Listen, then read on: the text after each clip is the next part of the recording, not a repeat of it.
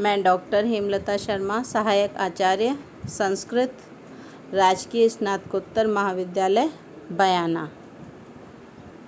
बच्चों, हम वाल्मीकि रामायण बालकांड प्रथम सर्ग का अध्ययन कर रहे हैं।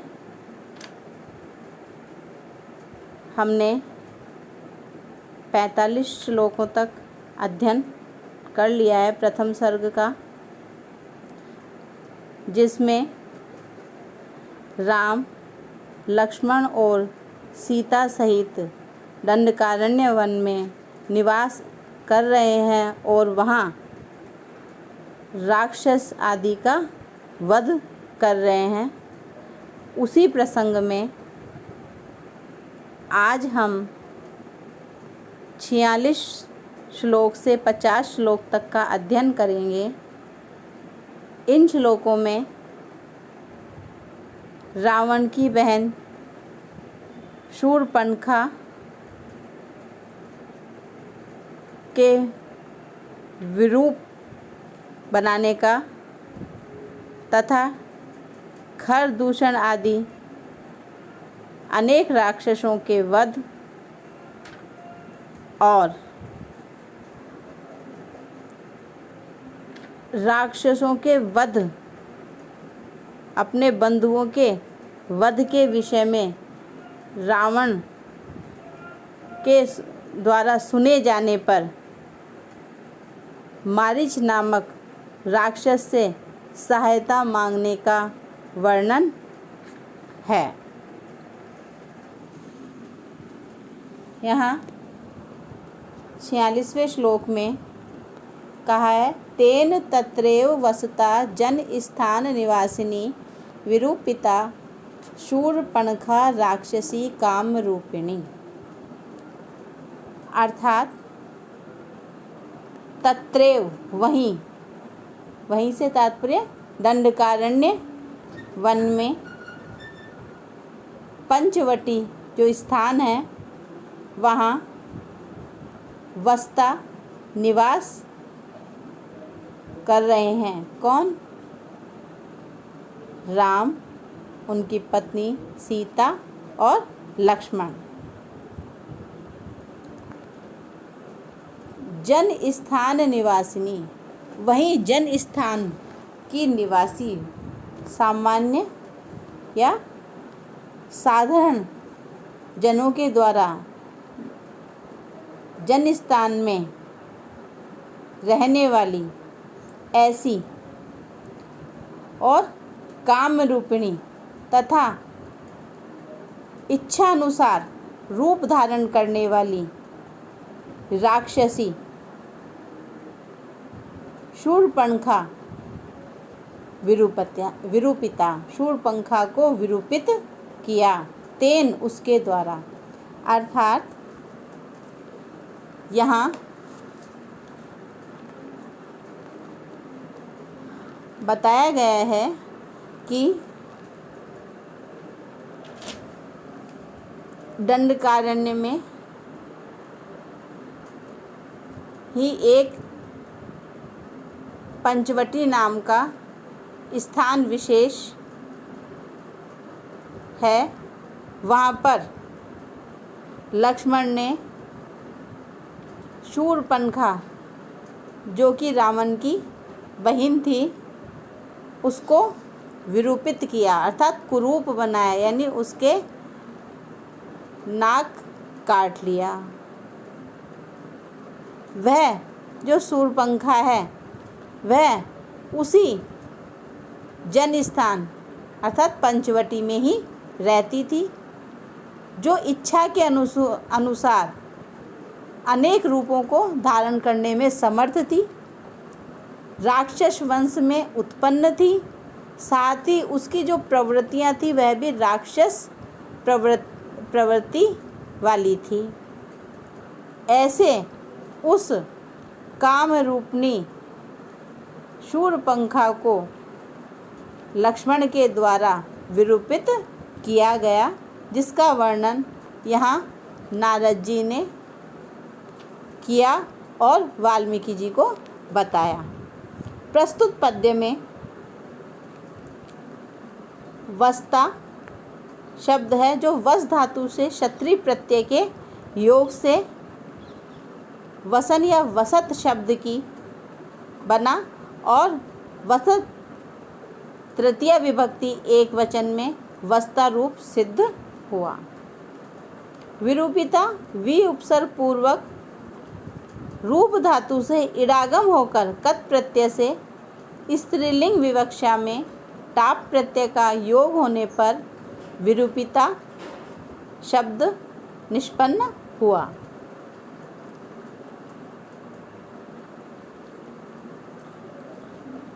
शूर्पणखा शूर्प इव नखा यस्यः सेति शूर्पणखा, अर्थात जिस स्त्री के नख शूर्प के समान बड़े, बेडोल, बेतरतीब, बेढंगे हैं, वह स्त्री शूर्पणखा कहलाई।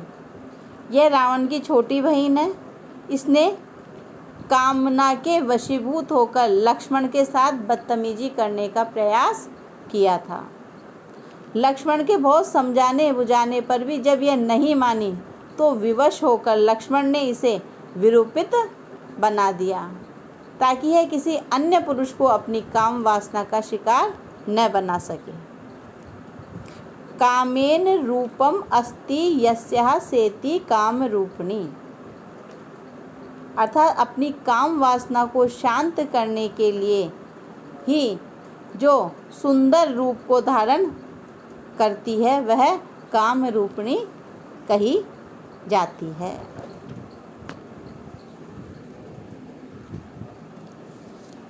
आगे ततः शूर्पणखा वाक्यात् उक्तान सर्व राक्षसान खरम त्रिशिरसम चेव दूषणम चेव राक्षसम। निज घान रणे रामः तेषां चेव पदानुगान वने तस्मिन् निवसता जन स्थान निवासी नाम। इसके पश्चात वह जो शूर्पणखा है, नारद जी कहते हैं कि लक्ष्मण के द्वारा जब इसको विरूपित कर दिया गया तो वह दंडकारण्य में ही पंचवटी में रहने वाले अन्य जो राक्षस हैं उनसे जाकर के शिकायत की और प्रमाण स्वरूप अपनी कुरूपता को दिखाया। अपनी बहन की इस प्रकार की घोर दुर्दशा को देखकर सभी राक्षसों को अत्यधिक क्रोध आया और वे श्री राम और लक्ष्मण से बदला लेने तथा युद्ध करने के लिए खर त्रिशिरसम चेव दूषणम चेव राक्षसम, अर्थात खर त्रिशिरस 3 सिर वाला और दूषण ये जो राक्षस हैं इनको जाकर के उसने कही। तब ये बदला लेने के लिए और इनके साथ में अन्य हजारों राक्षस भी इन तीनों का अनुगमन करने वाले हुए और राम के द्वारा मारे गए। शूर्पणखा वाक्यम तस्मात्, अर्थात शूर्पणखा ने दंडक वन जन स्थान में रहने वाले राक्षस वीरों को अपनी दुर्दशा दिखाई और बार बार उनसे बदला लेने के लिए कहा। उन वाक्यों को सुनकर सभी राक्षसों को अत्यधिक क्रोध आया। खर अर्थात कठोर स्वभाव वाला, बहुत ही कर्कश ऐसे ध्वनि वाला जो राक्षस था, इसके स्वभाव में कोमलता नाम मात्र की भी नहीं थी। इसी प्रकार से जिसके एक स्थान पर 3 सिर हों ऐसा वह त्रिशिरस नामक राक्षस और जो सभी प्रकार के दोषों से परिपूर्ण था, युक्त था, ऐसा दूषण नामक राक्षस। तो यहाँ खर जो कठोर स्वभाव वाला, त्रिशिरस जो 3 सिरों वाला, और दूषण जो दोषों से युक्त। इन तीनों प्रकार के जो ये राक्षस थे, ये और इनके साथ अन्य सभी राक्षस दंडक वन में, जहाँ पंचवटी एक स्थान है, उस स्थान पर जाकर के राम के साथ युद्ध किया और युद्ध में वे सभी मारे गए।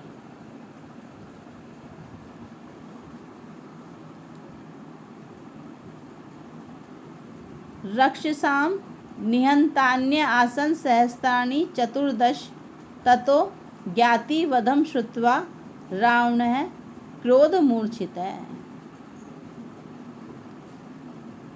रक्षसाम अर्थात राक्षस, निहंतानि अर्थात आसन, निश्चित रूप से मारे गए, अर्थात राम के द्वारा मारे गए। सहस्त्राणि चतुर्दश है, 14,000 की संख्या में जो इन तीनों के साथ अन्य जो राक्षस थे वो सब भी राम के द्वारा मारे गए थे। ततो ज्ञातिवधम, तो उसके पश्चात ज्ञातिवधम अर्थात अपने जो राक्षस बंधु हैं, खर, दूषण और त्रिशिरस आदि जो राक्षस बंधु थे, इनके वध के बारे में श्रुत्वा सुन करके रावण है क्रोध मूर्छित है, वह जो रावण है वह क्रोध मूर्छित हो गया, अर्थात संज्ञा शून्य हो गया। तो प्रस्तुत पद्य में नारद मुनि वाल्मीकि से कह रहे हैं कि वह जो जन स्थान पर निवास करने वाले जो खर, दूषण और त्रिशिरस, इनके नेतृत्व में अनुसरण करने वाले 14,000 राक्षस श्री राम के द्वारा युद्ध में मारे गए। इस बात की जानकारी जब लंकाधिपति रावण को मिली तो वह अत्यधिक क्रोध के कारण मूर्छित हो गया, परेशान हो गया, संज्ञा शून्य हो गया। यहाँ मूर्छित अथवा संज्ञा शून्य से तात्पर्य यह है कि वह जिसकी निर्णय लेने की क्षमता नष्ट हो जाए, तो रावण की सोचने समझने, उचित अनुचित, कर्तव्य अकर्तव्य आदि की जो क्षमता थी, या ये कहो वह नष्ट हो गई, अर्थात बौद्धिक मूर्छा रावण में उत्पन्न हो गई।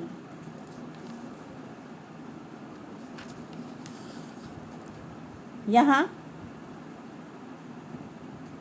निहतानि शब्द आया है, जो नि उपसर्ग पूर्वक हन धातु से भूतकाल की आत्मनेपद की विवक्षा में कत प्रत्यय के प्रयोग से प्रथमा विभक्ति के बहुवचन का शब्द है। उसके बाद ज्ञातिवधम, ज्ञाति नाम वधम इति ज्ञातिवधम, अर्थात ज्ञाति से तात्पर्य जाति, जाति बंधुओं और उनमें भी खर, दूषण और त्रिशिरस आदि के लिए यहाँ आया है। रावण राव्यति इति रावण, जो बहुत जोर जोर से रोता है, चिल्लाता है, चीखता है, वह रावण कहा जाता है। यह लंका का अधिपति और सभी राक्षसों का राजा था। रू धातु से निच और ल्युट प्रत्यय के योग से रावण शब्द की व्युत्पत्ति होती है।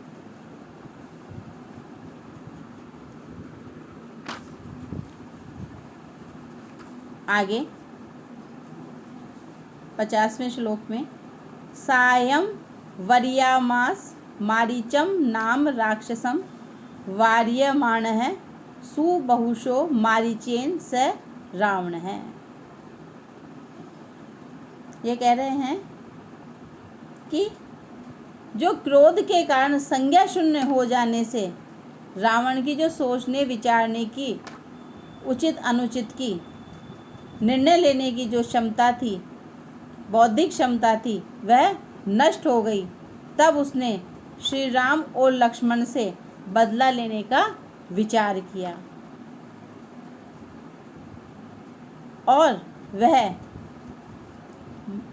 सहायम वर्यामास मारीचम नाम राक्षसम, मारीच नाम का जो राक्षस है उससे सहायता लेने के लिए, अपने लिए सहायता वर्यामास मांगी। अर्थात राम को मारने के लिए उसने मारीच नामक राक्षस से सहायता मांगी। वार्यमाणा सुबहुशो, वार्यमाणा रोके जाने पर भी, सुबहुशो अनेक प्रकार से, बहुत बार से, बहुत प्रकार से, अच्छी प्रकार से रोके जाने पर भी, मारीचेन मारीच के द्वारा, स रावण वह रावण, अर्थात उस रावण को मारीच ने अनेक बार अनेक प्रकार से राम से युद्ध करने के लिए मना किया। मारीच से सहायता क्यों मांगी? क्योंकि मारीच मायावी होने के साथ साथ बुद्धिमान भी था।